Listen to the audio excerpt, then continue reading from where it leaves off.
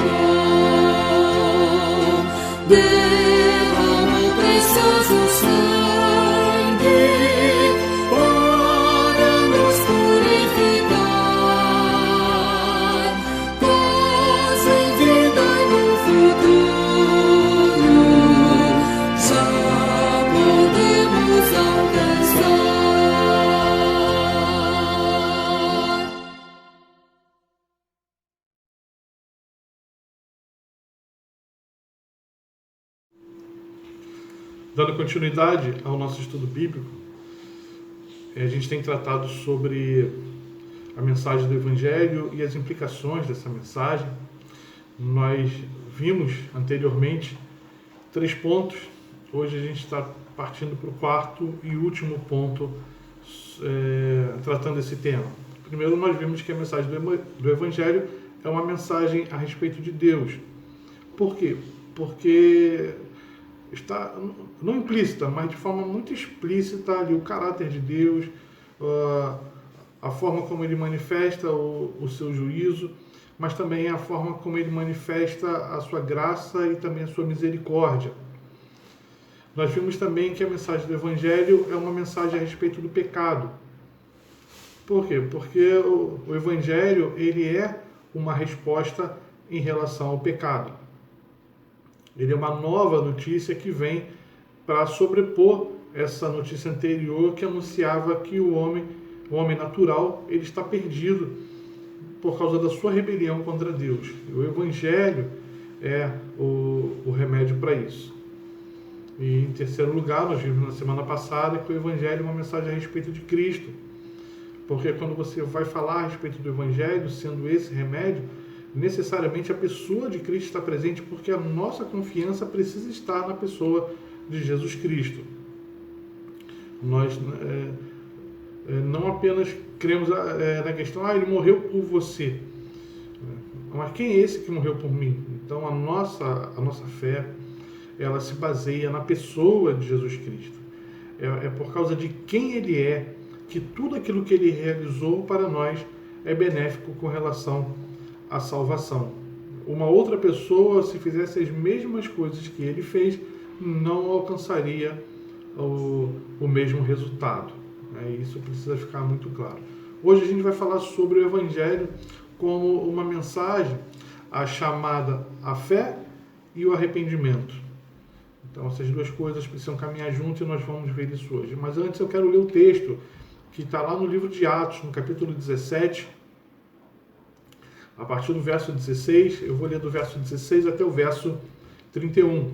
Diz assim o texto: Enquanto Paulo os esperava em Atenas, o seu espírito se revoltava em face da idolatria dominante na cidade.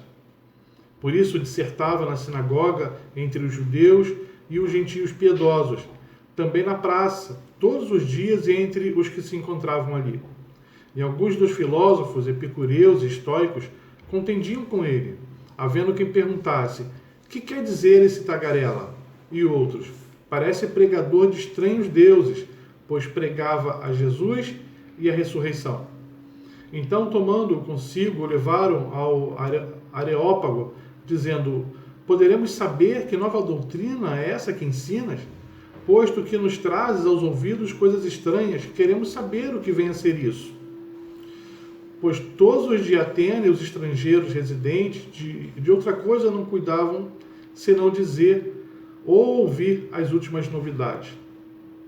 Então Paulo, levantando-se no meio do Areópago, disse: Senhores atenienses, em tudo vos vejo acentuadamente religiosos, porque, passando e observando os objetos de vosso culto, encontrei também um altar no qual está escrito: ao Deus desconhecido. Pois esse que adorais sem conhecer é precisamente aquele que eu vos anuncio, o Deus que fez o mundo e tudo que nele existe, sendo ele Senhor do céu e da terra, não habita em santuários feitos por mãos humanas. Não é servido, nem é servido por mãos humanas, como se de alguma coisa precisasse, pois ele mesmo é quem a todos dá vida, respiração e tudo mais. De um só fez toda a raça humana para habitar sobre toda a face da terra, havendo fixado os tempos previamente estabelecidos e os limites da sua habitação, para buscarem a Deus, se porventura tateando o possam achar, bem que não está longe de cada um de nós, pois nele vivemos e nos movemos e existimos, como alguns dos vossos poetas têm dito, porque dele também somos geração. Sendo, pois, geração de Deus, não devemos pensar que a divindade é semelhante ao ouro, à prata ou à pedra, trabalhados pela arte e imaginação do homem. Ora, não levou Deus em conta os tempos da ignorância, Agora, porém, notifica aos homens que todos, em toda parte, se arrependam, porquanto estabeleceu um dia em que há de julgar o mundo com justiça, por meio de um varão que destinou e acreditou diante de todos, ressuscitando dentre os mortos. A princípio eles não aceitaram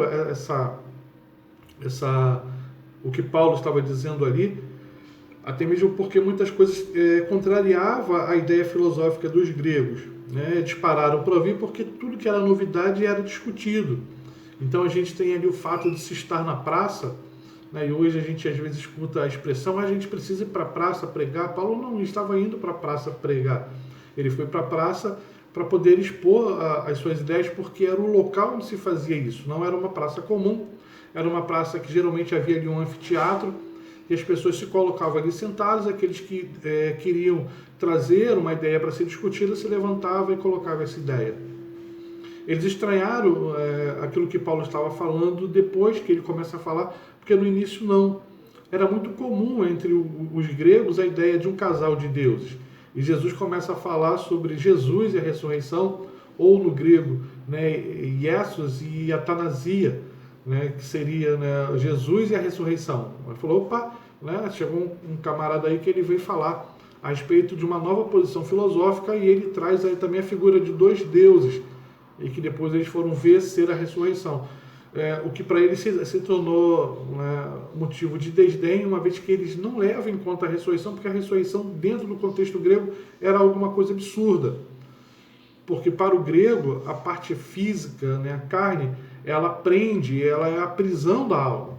E por isso a alma não consegue ser o que ela precisa ser, porque ela está presa, ela está limitada por aquilo que é carnal. Então, todas as vezes que a alma se liberta da carne, então ela consegue crescer. Ela atinge aquilo que ela precisa atingir como um ser. E isso para os gregos, então, era absurdo. Como é que alguém morre e depois de morrer volta para o corpo? A pessoa está evoluindo, ela está voltando atrás, está regredindo na realidade. Então eles não entendiam essa ideia de ressurreição, não via de que forma isso seria bom. Paulo fala a respeito de Deus, ele vai dizer que o Deus é o Deus criador, o Deus que fez todas as coisas, o Deus que dá vida. E nisso ele mostra o caráter, ele mostra a questão, né, de um conceito de Deus que expõe, né, grande parte de seus atributos. Ele vai falar contra a idolatria, né, ele coloca isso. Ele vai falar sobre Jesus, ou seja, falando sobre a idolatria, ele está expondo o pecado, depois ele vai falar sobre Jesus, e ele vai falar sobre a questão do arrependimento. Né? Lá no verso 30 ele vai dizer, né, com relação a esse tempo da ignorância, ou seja, esse tempo antes da conversão, Deus ele não levou em conta isso. Agora, porém, ele notifica aos homens que todos, em toda parte, se arrependam. Mas por que ele fala isso? E Paulo complementa isso no verso 31, dizendo: porquanto estabeleceu um dia em que há de julgar o mundo com justiça, por meio de um varão que destinou e acreditou diante de todos, ressuscitando dentre os mortos. Então Cristo aí aparece não somente como o Redentor, mas também como o juiz naquele grande dia.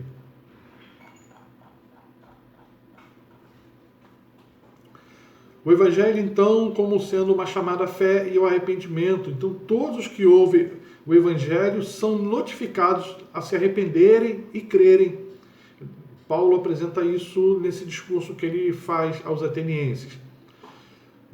E quando perguntado, né, por seus ouvintes a respeito do que deveria fazer para realizar as obras de Deus, né, agora não Paulo, mas Jesus, né, quando perguntaram a ele, o que eu posso fazer para realizar as obras de Deus? Ele vai responder lá em João 6, verso 29. A obra de Deus é esta, que creiais naquele que por ele foi enviado. Então é necessário que se creia nele. Interessante as palavras, porque elas são como um cavalo de Troia. Às vezes a gente não sabe direito o que vem com elas. Né? No seminário a gente ficava arrepiado quando algum professor falava para a gente: vocês precisam abrir a mente. Se o professor fosse ortodoxo, a gente saberia que a gente precisava ampliar o nosso conhecimento. Agora, se o professor fosse de linha liberal, ele estava falando que a gente precisa considerar outras coisas que não somente as Escrituras, né? Então, o contexto é que demanda isso. Então, o contexto em que Jesus é apresentado e é dito por ele mesmo, né, sobre essa obra de Deus, que é necessário que se creia nele, porque foi ele que foi enviado. Esse se crer envolve muitas coisas. Envolve a gente saber quem é Cristo, né?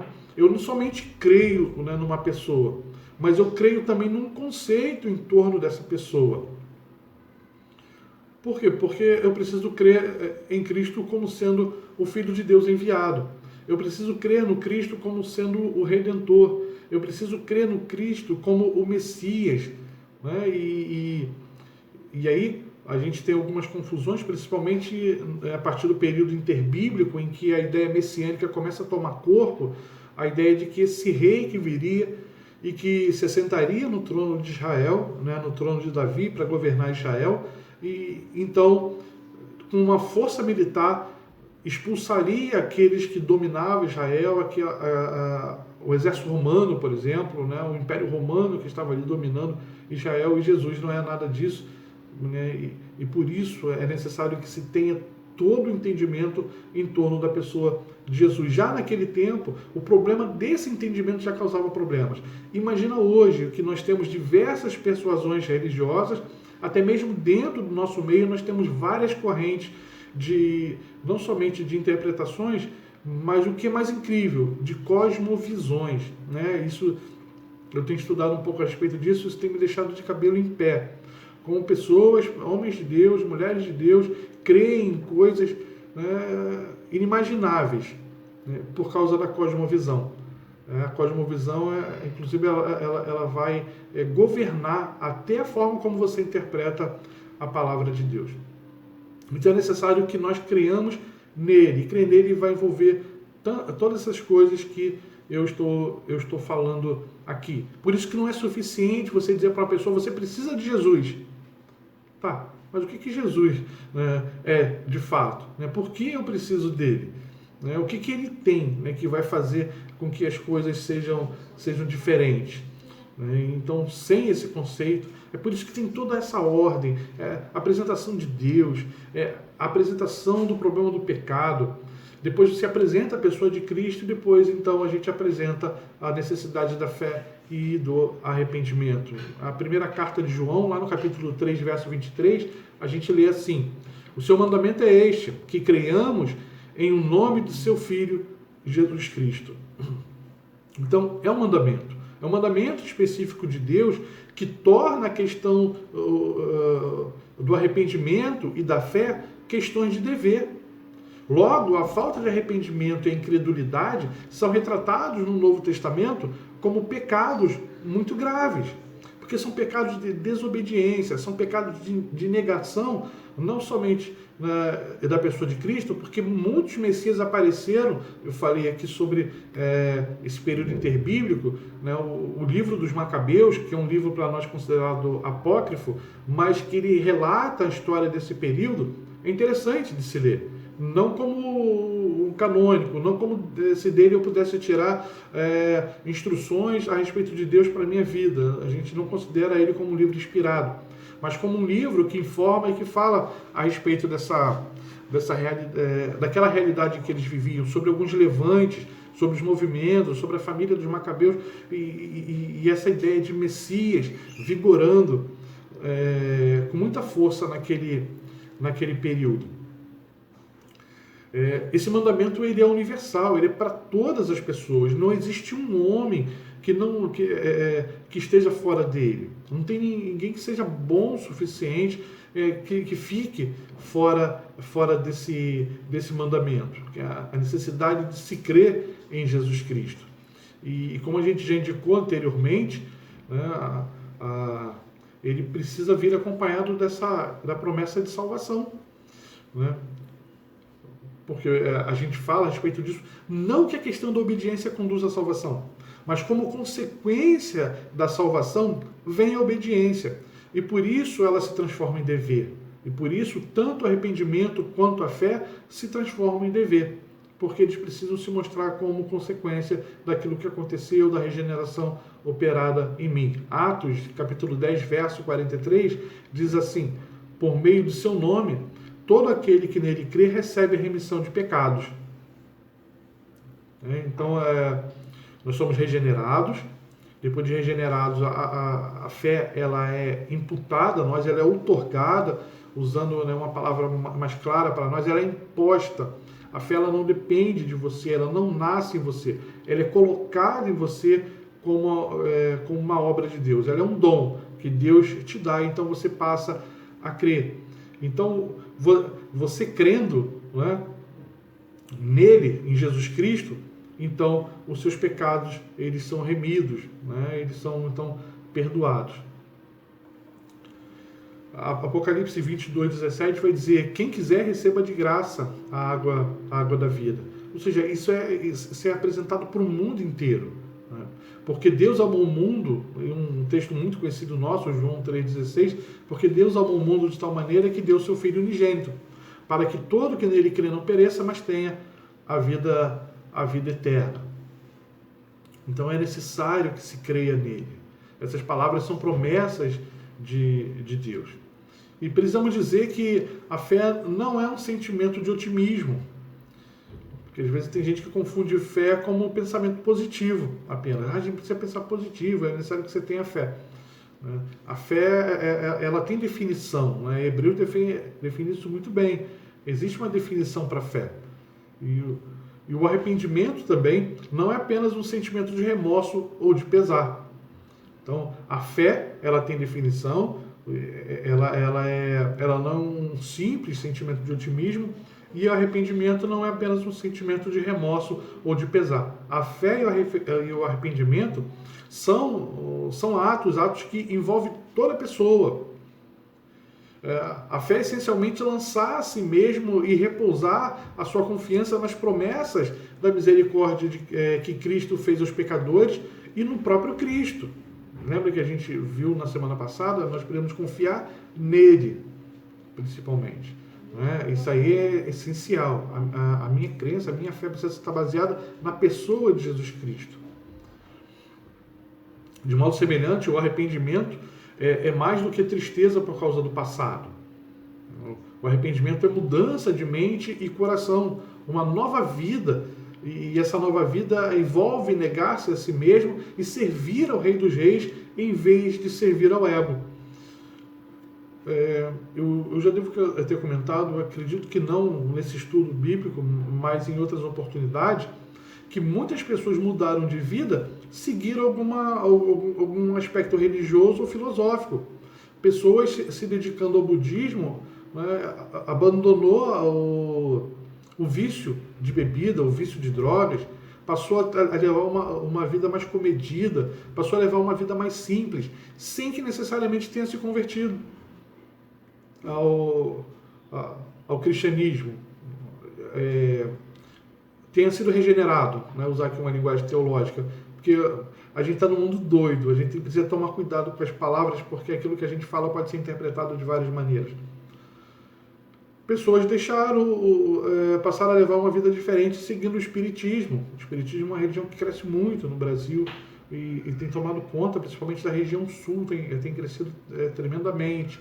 Ela se mostra muito racional em muitos aspectos da nossa crença, principalmente naquilo que diz sobre a justiça do julgamento. E ela tem ganhado muitas pessoas, principalmente de nível intelectual bem elevado. Pessoas esclarecidas, pessoas estudadas e que têm crido nisso, e têm abraçado isso, e têm mudado a sua vida com base nisso. Ou seja, então, às vezes a gente fala, tá vendo, já está agindo diferente, está se convertendo. Ela precisa, envolve muito mais do que isso. Muito mais do que isso, então a gente percebe a profundidade, a gente percebe também que precisamos ter cuidado, precisamos ter zelo ao anunciar o Evangelho.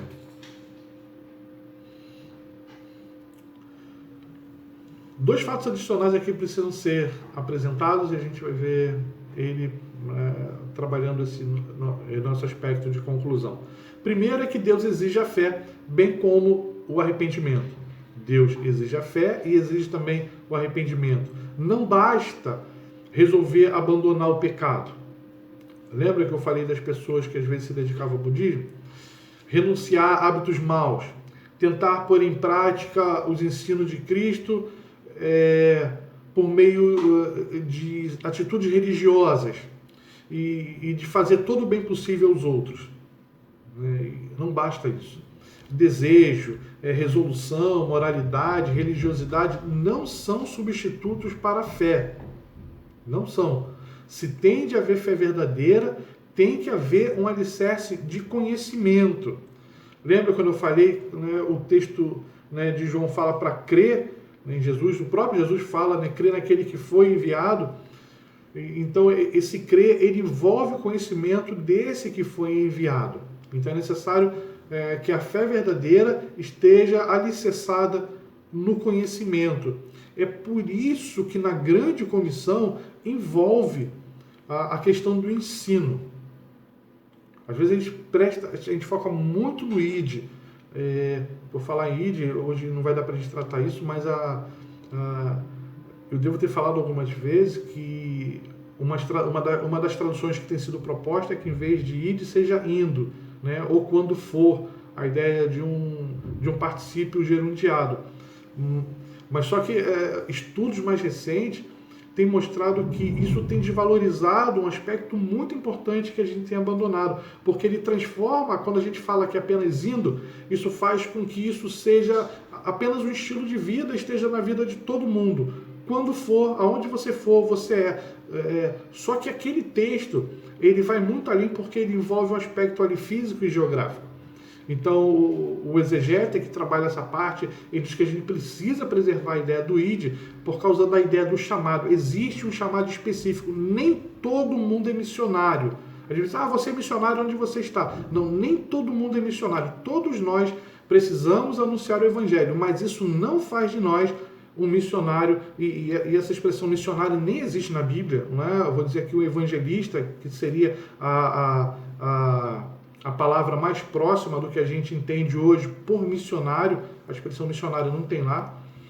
E evangelista é um dos títulos pastorais na Bíblia, e por isso a grande dificuldade, né, de se entender que haja missionárias, que haja mulheres que sejam missionárias. Mas eu não vou entrar, a ideia a gente não é trabalhar isso, mas a ideia do chamado em si, né, o chamado específico, para você sair do seu campo geográfico e ir para um outro campo geográfico específico. Isso precisa ser reforçado. Eu vou procurar reforçar isso o máximo possível. Uma vez que eu levantei a bola da questão do indo, eu preciso agora levantar a bola da questão do id, mas no seu sentido bíblico, observando o contexto em que ele é tratado. Ele não é para todo mundo.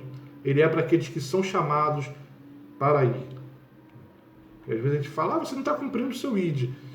Você é missionário? Não. Então, existem outras coisas para você fazer no reino. A gente precisa atentar para essa questão. Então, se tem de haver fé verdadeira, tem que haver, então, um alicerce de conhecimento. A grande comissão, ela trata isso de forma bacana. Vamos dar uma olhada, né, no que ela diz lá, só para você ver a questão desse ensino ali, né? Porque a gente tem tanto cuidado em não pegar uma pessoa que ainda não está madura e enviar para o campo. E quando eu falo campo aqui, não apenas o campo missionário, mas o campo, né, do plantio.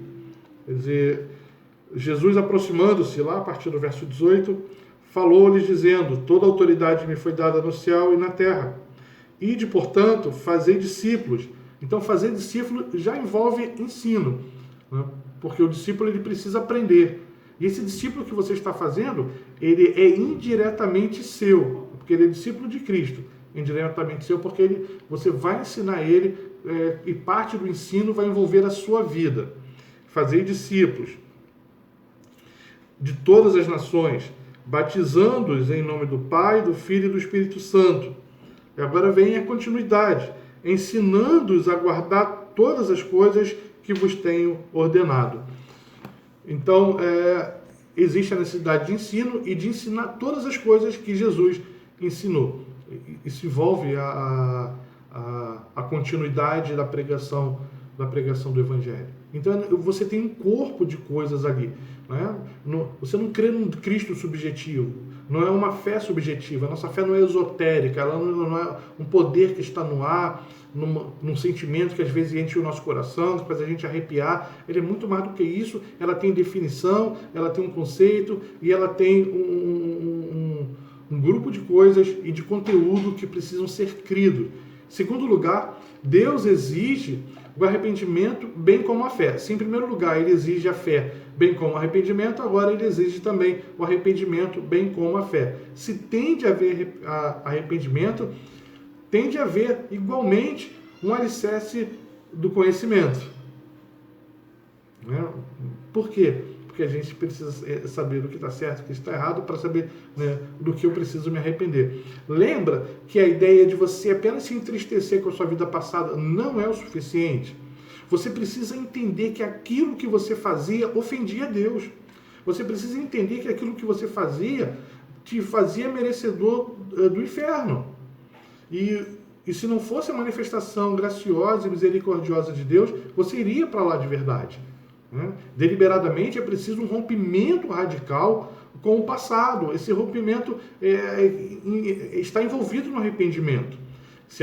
Olha só o que diz Mateus, verso 16, 24 a 25. Se alguém quer vir após mim, a si mesmo se negue, tome a sua cruz e siga-me.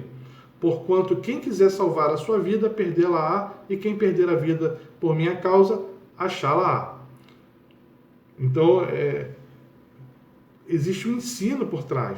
Para quê? Para que a gente também não esteja fazendo propaganda enganosa do aspecto religioso que a gente está apresentando. Tinha um ministro que ele disse, ele falou isso, né? O que é bom a gente fatura, o que é ruim a gente esconde. E as câmeras, o gravador estava ligado, né? As câmeras não, era antes de uma entrevista, isso acabou vazando e essa expressão se tornou, né, popular em muito tempo. A gente não tinha os memes, né, como a gente tinha hoje, que se tivesse teria virado meme, com certeza. Mas às vezes a gente cai nesse erro. E seguir a Jesus exige um preço, a gente vai ver isso um pouco mais à frente. Ele continua aqui, vamos citar agora Lucas 14, o verso 26 e o verso 33. Se alguém vem a mim e não aborrece a seu pai, e mãe, e mulher, e filhos, irmãos e irmãs, e ainda a sua própria vida,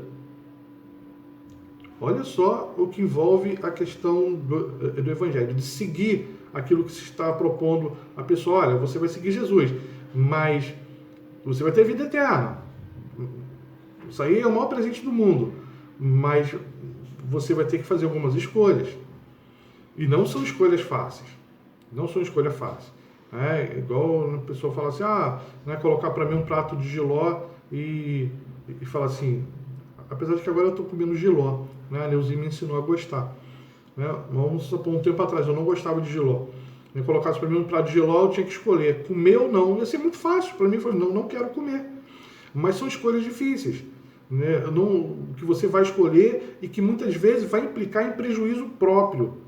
E isso às vezes não é colocado. Se alguém vem a mim e não aborrece a seu pai, a mãe, mulher, filhos, irmãos e irmãs e ainda a sua própria vida, ou seja, em sua estima não os coloca decisivamente em segundo plano, então dizendo que você não vai se relacionar com essas pessoas e que você tem que deixar essas pessoas de lado, mas que a sua consideração em relação às coisas de Deus, em relação a essas pessoas vão estar sempre em segundo plano. Em primeiro lugar estará sempre os conceitos e os valores do reino de Deus. E ele vai dizer que não pode ser meu discípulo. E continua, todo aquele que dentre vós não renuncia a tudo quanto tem, não pode ser meu discípulo. O verso 33 fala isso. O arrependimento que Cristo exige de seu povo consiste em uma recusa determinada de estabelecer qualquer limite às reivindicações que ele faz a respeito da sua vida. Ou seja, tudo bem, Jesus, eu te sigo, mas essa parte aqui eu não queria deixar, não. Ele está falando, não tem isso. Ou é tudo ou é nada. Não tem, né, um meio termo, não existe um mais ou menos, não existe cláusulas, aqui é tudo dele. Primeiro porque o pacto foi feito entre ele e o Pai. Né? Você não é participante do pacto, você é o beneficiário desse pacto. Você se beneficia com ele, mas você não participa dele de forma ativa, você não apita em nada nesse pacto. Então, o arrependimento que Cristo exige de seu povo consiste em uma recusa determinada de estabelecer qualquer limite às reivindicações que ele faz a respeito da sua vida. Ele não tinha qualquer interesse de reunir, né, multidões de adeptos, professos, que mais tarde iam desistir logo, que descobrissem que seguir a Cristo exigiria estas coisas. E nós também não devemos ter esta preocupação. Os eleitos de Deus, eles serão alcançados no tempo que Deus estabeleceu para o alcance deles. Nós precisamos fazer aquilo que cabe a nós fazer, anunciarmos. A gente não pode atropelar os nossos valores, a gente não pode enfeitar, aumentar o evangelho ou diminuir o evangelho. Mas, pastor, se eu falar desse jeito com as pessoas não vão querer. Sim, o homem natural, ele sempre vai recusar o evangelho. Quem convence ele do pecado é o Espírito Santo. Essa obra não é sua. Então não adianta se você é mais duro ou se você é mais manso falando, né? Isso não vai fazer diferença, né, na conversão dele. O que faz diferença na conversão dele é o Espírito Santo. O dia que você puder fazer isso, você é uma das pessoas da Trindade. Mas você não pode fazer isso. Isso não está em você. Né? Não, mas pastor, se você falar assim, você é muito duro. Não, pastor, mas você é muito manso. Não, isso não faz diferença nesse anúncio. É claro que, como servos de Deus, a gente precisa manter a graça no falar. Aquilo que a gente puder tirar do homem natural e colocar aquilo que a nova criatura tem, nós precisamos fazer. Essa é uma etapa de santificação e que vai abranger toda a nossa vida, né? Os nossos sentimentos, os nossos afetos. Ele diz, eu fui sempre assim, né? O famoso crente Gabriel. Não, eu preciso aprender a tratar as pessoas. Né? Aquelas pessoas que quando trata as pessoas de qualquer jeito e quando quer alguma coisa fala manso, isso é pecado. E a gente precisa tratar como pecado. Né? Se o cara ele sempre falou assim, o jeito dele, ele não está percebendo aquilo para ele não é grosseria, é cultural dele, é uma coisa. Tem gente que é assim. Né? É interessante, o australiano em relação ao inglês, todos eles pertencem ao Reino Unido. Mas eles são assim, eles são rudes na forma de falar. Mas isso é deles, eles não entendem isso. Se um australiano falar com outro assim, eles não se ofendem. Eles entendem que é dessa maneira. Agora, se o australiano falar com o inglês assim, o inglês se ofende.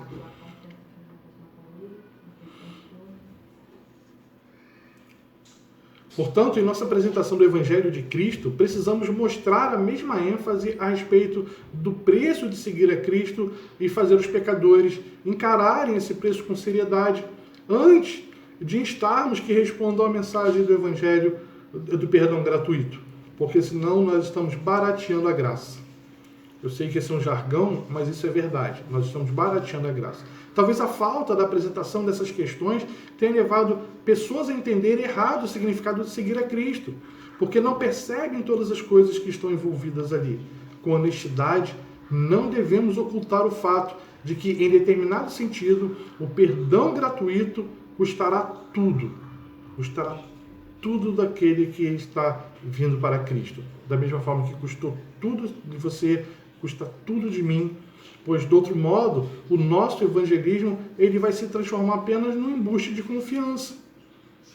Eu crio ali toda uma áurea em relação àquilo. Olha, está sofrendo, venha para Jesus. Está passando por isso, venha para Jesus. E pronto, vai ficar tudo bem. O bem que é realizado na tua vida, ele vai muito além daquilo que existe aqui. Eu não estou dizendo que nós não somos abençoados por Deus aqui também. Nós experimentamos, como prova dessa união com Cristo, aspectos que nós vamos ter de forma plena, escatologicamente, na consumação. Mas isso não quer dizer que ele é um gênio da lâmpada e nos vai dar tudo, e que vai ficar tudo bem.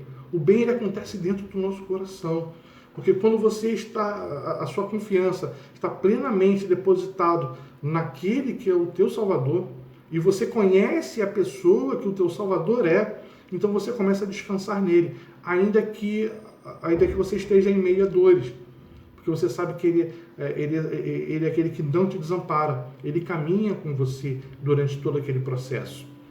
É Ele que está sempre contigo. Senão a gente teria que tirar alguns textos da Bíblia. Né? 2 Coríntios, capítulo 1, então, a gente podia tirar, que fala sobre esse ministério de consolo. Né? Que ele fala sobre sofrimento. Está errado aquilo ali. Né? Textos em que, né, homens de Deus são martirizados. Como é que pode? Então, faz parte. A diferença, né? E aí tem Estevão, né, que ele está lá ajoelhado, sendo apedrejado, ele, antes de morrer, ele consegue vislumbrar os céus abertos e ver a majestade de Deus. E ele ainda consegue interceder por aqueles que estão martirizando, que estão apedrejando. E por que ele consegue fazer isso? É justamente essa transformação aí. É esse que faz toda a diferença. Isso não quer dizer que a sua chegada em Cristo muda toda a sua realidade social. Pode ser que aconteça, quando Deus tem um propósito específico nisso. Né? Fora isso, você vai continuar na mesma realidade social, só que encarando essa realidade social por meio de outros óculos. Onde não há esse conhecimento nítido e, consequentemente, um reconhecimento realista das reivindicações de Cristo, não pode haver um arrependimento e, portanto, salvação. É claro que a gente precisa da teologia sistemática aqui, porque se eu aplicar somente a teologia bíblica, a gente vai dizer que se eu não estudar sobre Cristo, eu não posso ser salvo. Não é isso. Eu estou dizendo que o assentimento dessas coisas, a apreensão do que isso significa, isso só vem por meio do estudo do conteúdo bíblico. Então você tem o vislumbre da salvação quando você estuda a respeito dela. Não quer dizer que a sua salvação dependa daquilo, porque senão ela estaria condicionada a outra coisa, senão a fé para crer em Jesus Cristo e, por graça, receber a salvação. Essa é a mensagem que nós precisamos pregar quando nós somos enviados a pregar. Nós não podemos abrir mão dela. Nós precisamos ser sábios, porque você não vai... Esse conteúdo que está sendo passado para vocês é para que vocês entendam, para que isso seja digerido, né, por vocês, para que vocês tenham as implicações disso, o que está implicado quando se prega o Evangelho. E é necessário que esses aspectos, ainda que de forma não tão densa, mas que precisa constar todos eles, quem é Deus, o que é o pecado, quem é Cristo e a necessidade de fé e arrependimento, precisa acompanhar esse anúncio do Evangelho. E por isso o discipulado é tão abençoador, né? Porque você consegue fazer isso com o tempo. Você vai amadurecendo a pessoa nesse conhecimento. Você não vai convertendo ela, porque isso não é teu, isso é do Espírito Santo. Mas você vai trabalhando isso nela. Até o ponto que, sendo ela convertida, ela vai dizer assim: é esse Jesus que eu quero. Porque eu creio no Pai que o enviou. Eu sei das implicações do pecado na minha vida e eu preciso me livrar disso. E então, por meio da fé que me foi dada, eu vou me arrepender dos meus pecados e terei esses pecados perdoados em Cristo Jesus. Que o Senhor nos abençoe.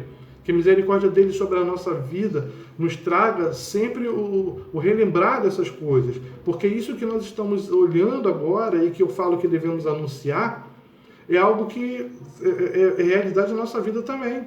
Porque em algum momento da nossa vida nós passamos pela conversão. Ainda que você tenha nascido na igreja, você precisou de uma experiência pessoal com Jesus. E nessa experiência pessoal com Jesus, você passou a tomar conhecimento de quem é Deus. Você passou a tomar conhecimento das implicações do pecado. Você passou a tomar conhecimento de que a obra de Jesus é o remédio para isso. E você passou a tomar conhecimento de que foi a fé colocada no teu coração que fez você optar por Jesus Cristo e que te colocou no caminho do arrependimento dos seus pecados, porque não é remorso. Né? O remorso, eu posso, caramba, eu cometi esse erro, olha só as consequências. Que arrependimento, né? Mas o arrependimento é por causa das consequências. e não, né, porque você entende que aquilo que você fez ofende a santidade de Deus. Que o Senhor nos abençoe mais uma vez. Eu peço a bênção dele sobre a nossa vida e que essa realidade do Evangelho esteja presente no nosso anúncio, na nossa proclamação. Fiquem na paz. Vamos orar nesse momento. Pai, nós oramos e te engrandecemos por aquilo que tu és, pelo teu caráter, bendito caráter, santo caráter. Os atributos do Senhor, tanto os comunicáveis como os incomunicáveis, são motivos de louvar e bendizer o teu santo nome. Nós te louvamos e te engrandecemos porque nós percebemos o quão profunda é a raiz do pecado e os malefícios que ele nos traz. E o principal deles é o afastamento do Senhor. Nós louvamos o teu nome e nós te engrandecemos por causa de Jesus Cristo, que nós não merecemos, mas ainda assim o Senhor nos deu como dom. E nos dando também Jesus Cristo, nos deu a possibilidade de crermos nele por meio da fé. Nós louvamos o teu nome e te engrandecemos por causa da fé. E também por causa do arrependimento que a fé nos conduz também, levando a reconhecer que tudo aquilo que fizemos e que ofendia a Deus nos fazia merecedores do inferno. Mas que pela tua graça nós fomos salvos e colocados a caminho dos céus. Louvado seja o teu nome mais uma vez. Tudo isso, Senhor, nós colocamos diante do Senhor com o coração grato e rogando ao Senhor que o teu Santo Espírito nos incomode sempre, para que no anúncio do teu Evangelho possa conter todas essas questões. Pai, nós louvamos o teu nome pelo privilégio também da tua igreja. Continua abençoando nossos irmãos.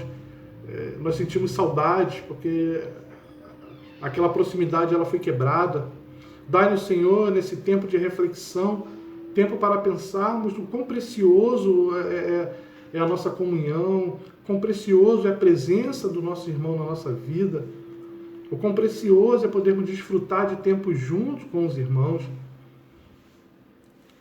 E nós rogamos também, Senhor, que esse tempo seja curto, que ele seja abreviado, e que em breve, Senhor, possamos estar juntos de novo, de forma física, sentindo o calor humano, podendo olhar nos olhos dos irmãos e podemos experimentar o tão gostoso e precioso abraço.